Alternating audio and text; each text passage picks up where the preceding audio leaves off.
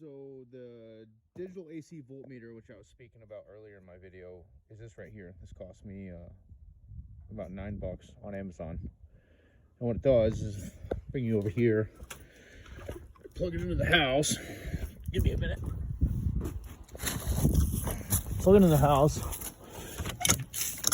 It'll tell me what this outlet is putting out. So this outlet's putting out 122 volts without a load, which if you have a 120 volt outlet, you want anywhere from 3 to 6 volts above regular load voltage. So I mean, this is fine, 122. With the generator, I usually bump it up to about 126 on a 120 volt plug. So when it does come under a load, for example, if this was on a generator and it was putting out 120 volts without a load, just running, when you put a load onto it, it'll drop to about probably 117 roughly, which you don't really want. You want to be right around 120 to 121 or 122 under a load. So, like I said, I picked this up pretty cheap off Amazon. They do have bundle kits. When you unplug it, it shuts right off again. You can buy 2 or 3 at a time. You can buy 4 at a time.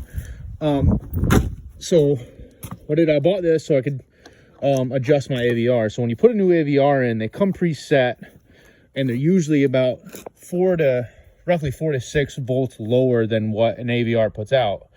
What it should put out, excuse me. If you look on the back, so what I did is I unbolted this AVR.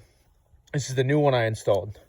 On the back side of this AVR, if you're looking at it like this, on the back side, there's that tiny little screw right there. It's flathead. If you can see it on the little blue box right there. What that does is, if you're looking at it like this, clockwise will increase your voltage, counterclockwise will decrease your voltage. So what I'm going to do now that this new AVR is in, and I know I'm getting voltage, because obviously I plugged a drill into it and the drill worked, but under a load it seems like it was struggling a little bit, so I'm guessing my voltage is a little lower than it should be. So I unbolted the AVR. I'm going to adjust this. I'm going to keep this in here, and excuse the video performance. I'm not going to have anybody else here to hold it for me, so I'm going to have to adjust the AVR and go back to this. So what you're going to see is I've kind of played with it a little bit between my last video and now, and I think I'm right up around 119 volts right now.